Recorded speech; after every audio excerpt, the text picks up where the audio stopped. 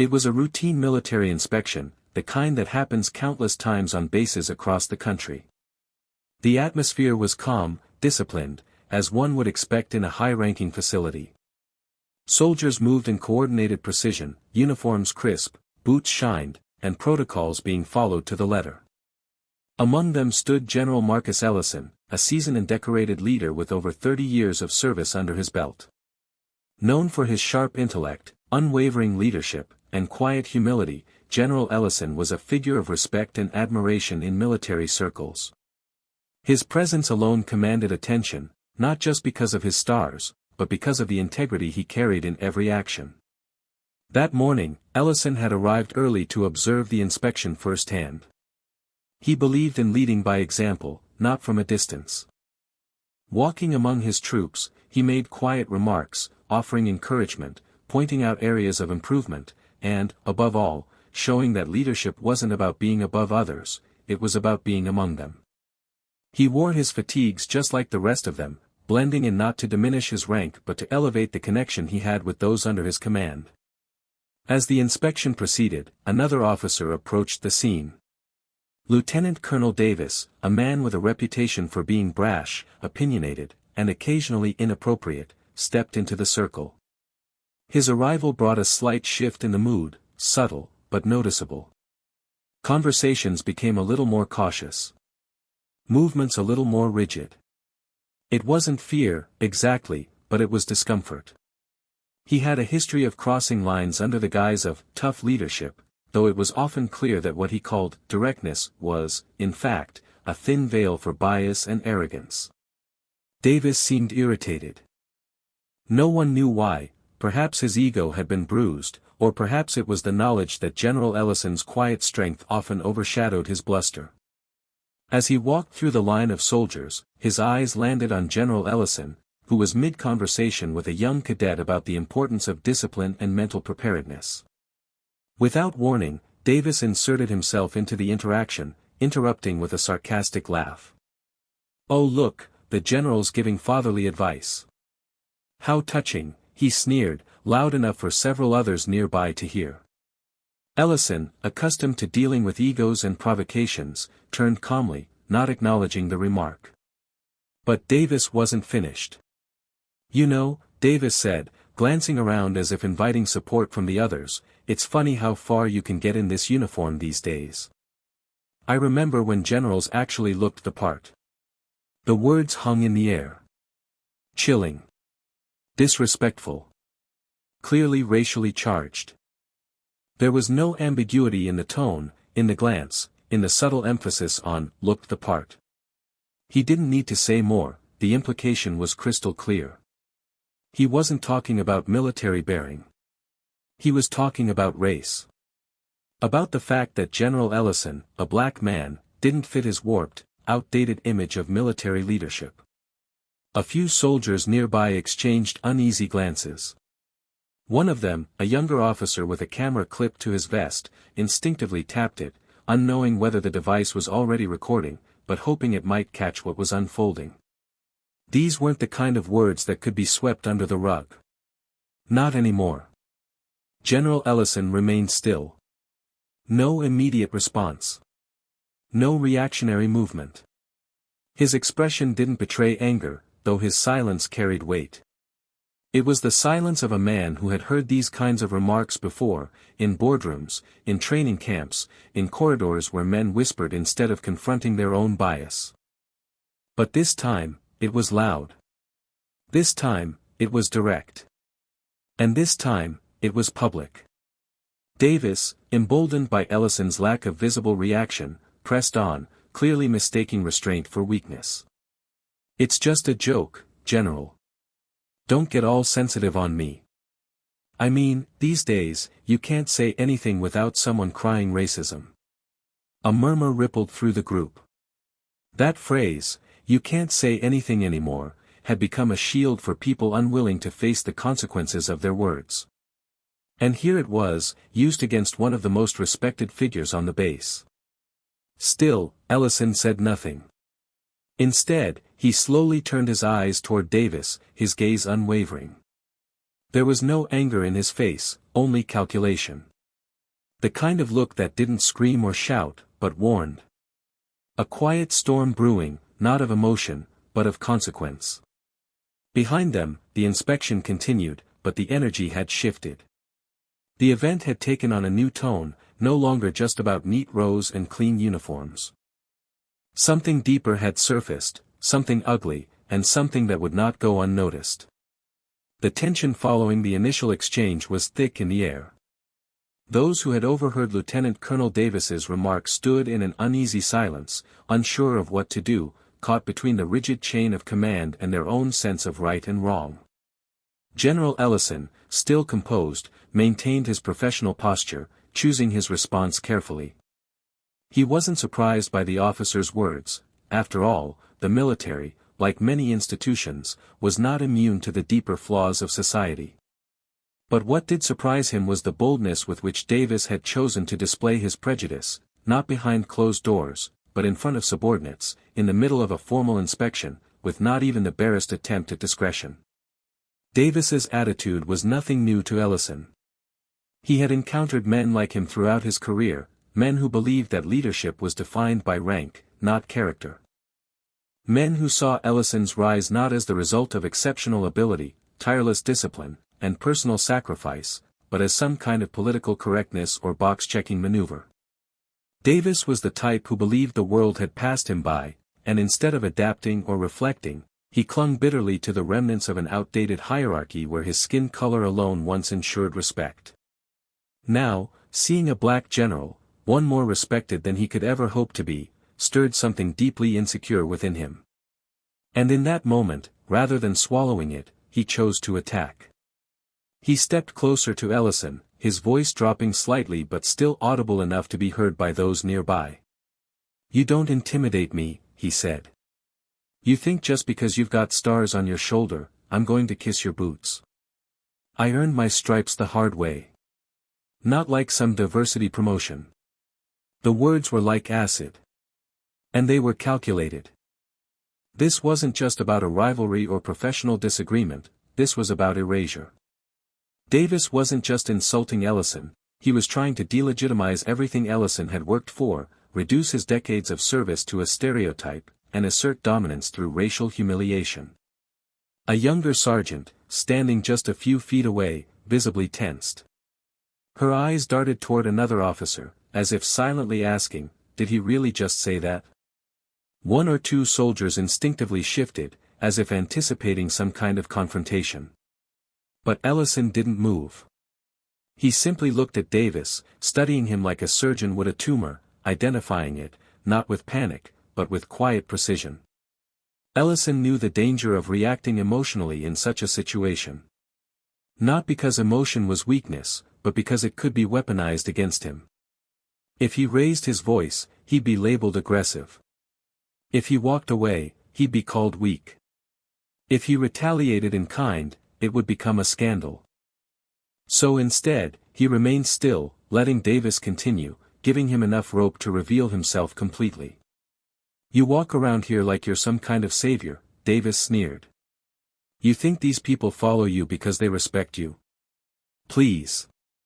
They're afraid to say anything because they don't want to be accused of racism. That's the real reason you've gotten this far. Let's not pretend otherwise." There it was. The full accusation, laid bare in the open. A complete dismissal of Ellison's service, his achievements, his command, attributed not to merit, but to fear and political correctness. It was a desperate narrative, and a familiar one. Ellison had heard it whispered before, usually behind closed doors, passed around in coded language. But rarely had it been so blatant, so reckless. Still, Ellison didn't respond. Instead, he shifted his focus momentarily to the soldiers nearby. Some were looking at Davis in disbelief. Others were staring at the ground, unsure of what was allowed, what would be safe to acknowledge. Davis may have intended to shame Ellison, but it was clear who had embarrassed himself. Yet Davis mistook Ellison's silence for compliance. He smirked, took a step back, and added with a mocking grin, "Guess the general forgot how to speak." This final jab was met with a stunned silence. No one laughed. No one joined in. The disrespect had gone too far. Even those who may have privately shared Davis's views now saw the recklessness of his actions. A line had been crossed, one that couldn't be walked back. What Davis didn't realize was that his behavior was being noted, not just in memory, but digitally. The body cam that one officer had clipped earlier had, in fact, been recording the entire time. Every word, every gesture, every sneer. The racism, the mockery, the arrogance, it was all preserved. And while Ellison hadn't said a word yet, the moment was already speaking volumes.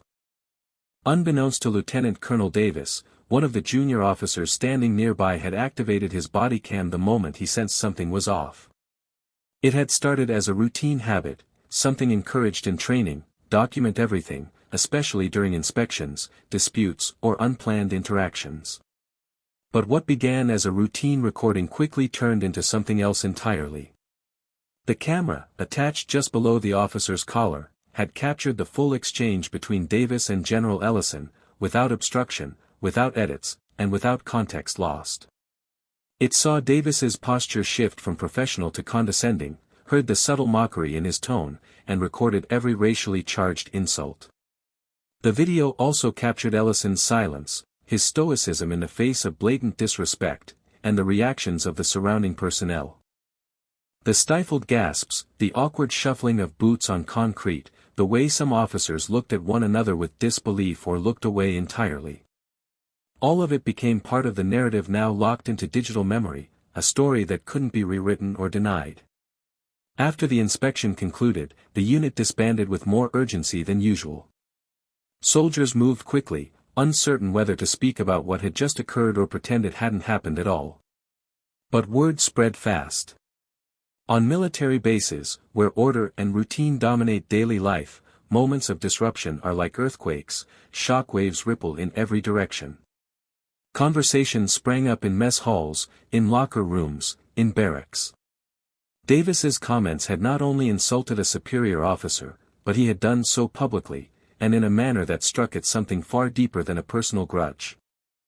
He had touched the raw nerve of racial bias in an institution where appearances of unity were paramount, but where underlying tensions were often buried beneath layers of discipline and decorum.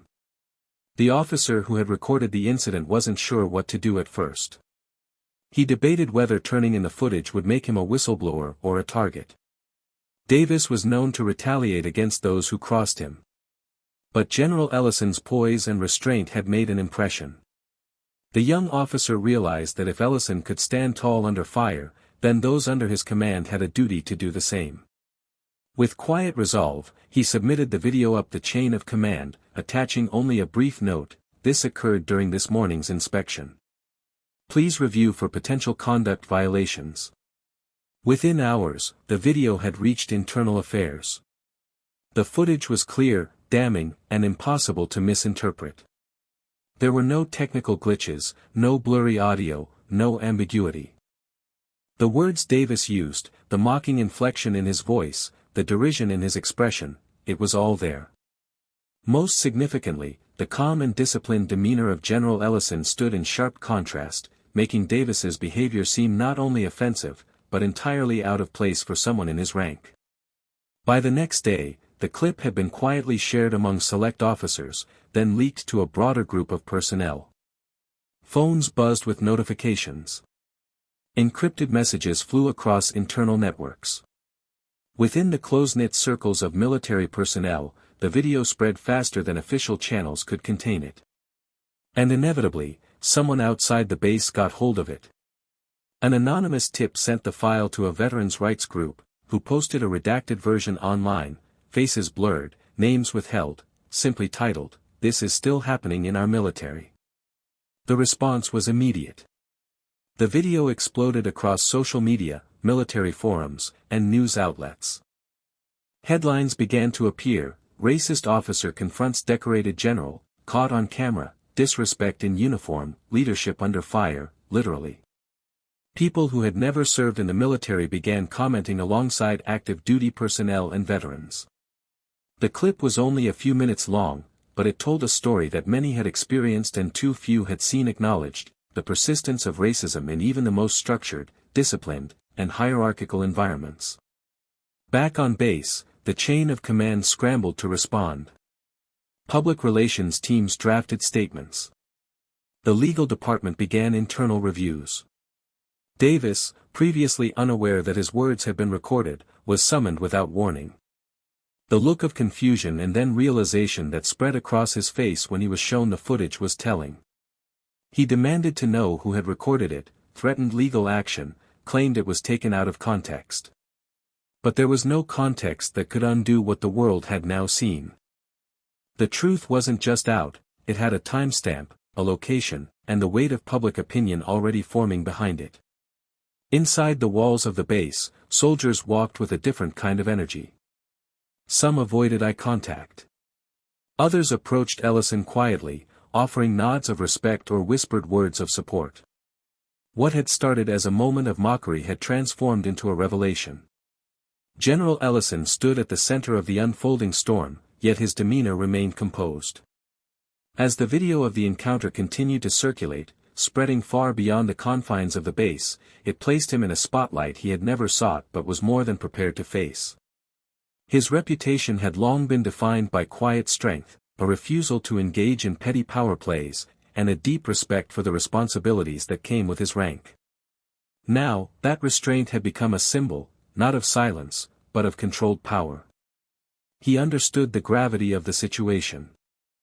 In moments like this, the world doesn't just watch, it scrutinizes, analyzes, and decides. There was pressure from every side. Some expected him to lash out publicly, to speak loudly against the injustice, to match Davis's hostility with righteous fury. Others quietly hoped he would downplay the incident, keeping the military's internal struggles out of public view. But Ellison wasn't thinking about appearances. He was thinking about precedent, responsibility, and what the men and women under his command needed to see from him. When summoned for an internal inquiry, Ellison arrived in full dress uniform, every ribbon and medal displayed with solemn precision. Not to show off, but to remind everyone in the room who he was, not just by title, but by record. He did not need to recount his achievements, they were printed in his file, and more importantly, etched into the memory of those who had served with him in combat, in crisis, and in peacekeeping missions around the world. When questioned, he answered with clarity and precision, offering no embellishments. He recounted the events as they happened, without opinion or exaggeration. And while he acknowledged the racial undertones of Davis's remarks, he did not make the story about himself. Instead, he shifted the focus to the culture of accountability. He spoke about the responsibility leaders have to represent the values of the institution. He questioned what kind of message it sends when a high-ranking officer behaves in such a way, unchecked and unchallenged, in front of junior personnel. His words weren't emotional, but they were impossible to ignore. He wasn't demanding punishment, he was demanding integrity. And that distinction made all the difference. What followed was a moment no one in the room expected. As the hearing concluded, a young lieutenant who had been silent throughout the session stood up and asked to speak. She had not planned to say anything, but something about Ellison's quiet insistence on principle had stirred something in her. She spoke, voice trembling slightly, about her own experiences with subtle racism on base, about moments she had chosen to ignore or downplay because speaking up seemed risky. Seeing a general face it directly, and without vengeance, gave her a new perspective. Others followed. It was as if Ellison's measured stance had created a ripple, a space where truth could be spoken without fear of reprisal. Outside the inquiry room, the general's influence continued to grow. He began holding small meetings with unit leaders, not to lecture them, but to listen. He invited discussions about leadership, ethics, inclusion, and discipline. He asked questions that forced reflection. What does respect look like in a diverse force? How do we hold each other accountable without undermining authority? What kind of military culture are we building, and who gets to shape it? Soldiers began to see something shift. Not overnight, but noticeably. Conversations that had once been whispered in mess halls were now held in open forums. Junior officers started reporting concerns without hesitation. The command climate started to change, not through memos or formal training sessions alone, but through example. Ellison's response had modeled what real leadership looks like when tested. It was not reactive. It was not performative. It was deliberate, grounded in discipline, and fueled by a sense of duty to something greater than ego. Even Davis, now facing disciplinary proceedings and a possible discharge, could not deny the impact. While he tried to minimize his actions in private conversations, calling them misunderstandings, miscommunications, or moments taken out of context, he couldn't escape the fact that Ellison had not said a single disrespectful word about him in public or private. The general's dignity became a mirror to Davis's own lack of it. And as that mirror reflected back, others began re-examining their own conduct, biases, and assumptions. Ellison never once asked for sympathy. He didn't need to. His silence in the moment of attack, followed by calm, decisive leadership in its aftermath, told a story far louder than outrage ever could. Where Davis had tried to belittle him, Ellison had risen. Not with anger. Not with retaliation. But with an authority that came not from rank alone, but from character.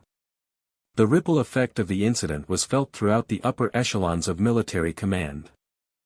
As the video gained more attention, both internally and externally, it became clear that this was not something that could be quietly managed or dismissed as an isolated event.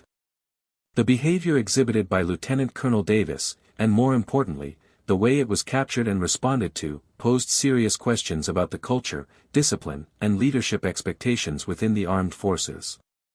High-ranking officials, some of whom had served alongside General Ellison or observed his decades of service from afar, began weighing in. What had begun as an ugly, unfortunate incident was now evolving into a reckoning. Military leadership convened a high-level review panel to assess the events surrounding the inspection, the conduct of Davis, and the broader implications for leadership integrity and systemic bias within the ranks. This was not merely a procedural response, it was strategic. Public trust was at stake. Media coverage had grown more intense by the day, and the military's historical struggles with race and inclusion were being placed under a renewed spotlight. Civilians, veterans, and active service members alike were demanding transparency and accountability. Within the first week of the panel's formation, Davis was formally relieved of duty pending the outcome of the investigation. The announcement was terse and professional, noting only that he had violated conduct codes and undermined the dignity of command. There were no dramatics, no scapegoating, only the stark language of consequences. Yet behind closed doors, the tone was different. Officers were being reminded that leadership was not just about performance metrics or years served, it was about embodiment of the values the institution claimed to uphold. Racism, even cloaked in sarcasm or jokes, was not compatible with those values.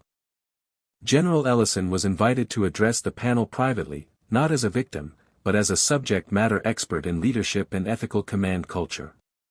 The meeting took place in a secure briefing room, where senior commanders from across branches sat in quiet attention as he spoke.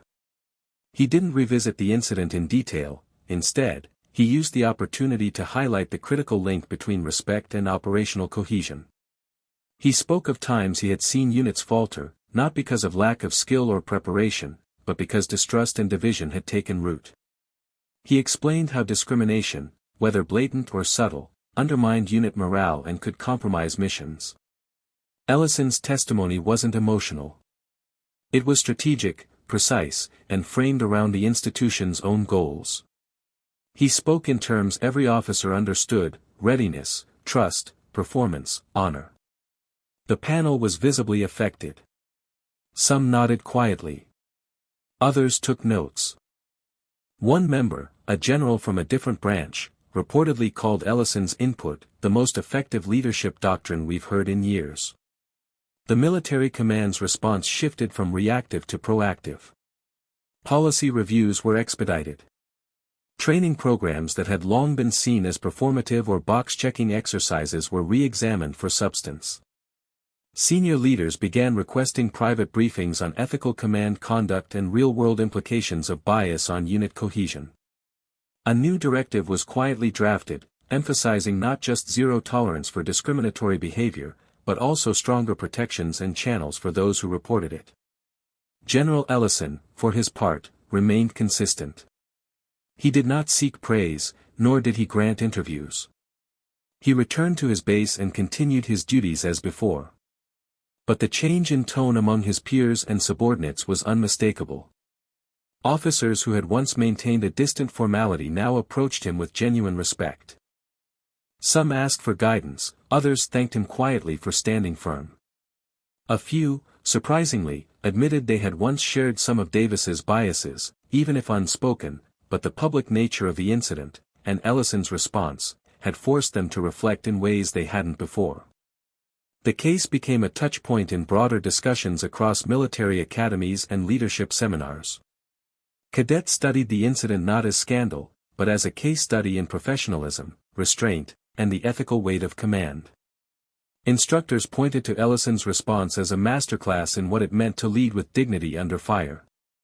Young officers began referencing the situation when discussing leadership challenges, citing it as an example of when staying calm was more powerful than retaliating. Back at the Pentagon, leadership culture review sessions included a segment on the importance of representation at senior levels. Quiet conversations began about how to improve diversity not just in enlisted ranks but in the highest levels of command. Ellison's presence had always been symbolic for many, but now, it had become catalytic. The institution that had once made him work twice as hard to prove himself was now being reshaped, in part, by how he had carried himself through one of the most humiliating and public tests of his career. As the story spread beyond military circles, it began to take root in broader public discourse. Media outlets continued covering the incident, not only as a case of individual misconduct but as a reflection of larger systemic issues. Talk shows, podcasts, and opinion pieces dissected the dynamics of what had occurred between General Ellison and Lieutenant Colonel Davis, using it as a springboard to discuss the presence of racism in structured, hierarchical institutions. Civil rights organizations released statements praising Ellison's response while calling for broader reforms in military culture. Public figures, veterans, and influencers began sharing the video with commentary, often accompanied by personal anecdotes or reflections on leadership and accountability. The video didn't go viral just because it showed racism, it went viral because it showed a calm, composed, and honorable response to racism from someone in a position of immense authority. Viewers across demographics were struck by how General Ellison didn't yell, didn't lash out, and didn't stoop to Davis's level. Instead, he stood his ground with silence that carried more weight than any insult could. For many, it was a new kind of power to witness, quiet, principled, and completely unshaken by provocation. The impact was particularly strong among younger audiences. On social media platforms, the video was dissected, duet, and reposted with captions like, "This is how you carry yourself with power," and "Dignity always wins." Military TikTok accounts weighed in, many run by younger service members, who used the video as an example of the kind of leadership they aspired to follow. The phrase, "Be an Ellison," began circulating among posts about professionalism, discipline, and ethical leadership. In response to the growing attention, the Department of Defense issued a formal statement affirming its commitment to a culture of inclusion, equity, and professionalism. The statement stopped short of naming Ellison or Davis directly, but its timing made clear the connection. It also announced new internal reviews focused on how complaints of discrimination were handled, how reporting channels could be improved, and how senior leaders could be held accountable for their conduct, regardless of rank. Meanwhile, a number of civilian advocacy groups began pushing for congressional hearings on military discrimination. They argued that while the Ellison-Davis incident was egregious, it likely wasn't unique. Veterans stepped forward with stories of their own, some from decades earlier, describing moments when bias had shaped their careers, often with no accountability or consequences for the offenders. Ellison's story had opened a door that could no longer be quietly closed. Within the military, the incident sparked intense conversation at every level. Commanders at various bases were instructed to facilitate open forums where service members could discuss race, respect, and professional conduct without fear of reprisal. These conversations were often uncomfortable but necessary. For many younger troops, especially those from underrepresented backgrounds, this was the first time they had been invited to speak freely about their experiences without being told to toughen up or not make it about race. For their peers, it became a moment of listening and reflection, a chance to understand what leadership truly looks like when it embraces not just authority, but empathy. General Ellison never once addressed the public directly, but his influence reached far beyond his physical presence. Quietly, he was invited to advise on training modules being redeveloped to better address unconscious bias and ethical command behavior. His example became integrated into case studies used at service academies. Junior officers began adopting a new kind of command tone, one rooted less in intimidation and more in accountability and mutual respect. Military family support groups began holding workshops on communication, race, and resilience, while recruitment offices noted a subtle uptick in inquiries from young people of color who cited Ellison as someone they looked up to. For them, seeing a general handle such an ugly moment with honor and restraint sent a powerful message about what was possible, and what could no longer be tolerated. The most significant shift, however, was internal. Among senior leadership, the conversations changed. Policies that had long been delayed were suddenly gaining traction. Decision-makers who had previously viewed racism as a PR issue began to recognize it as a threat to operational unity and leadership integrity.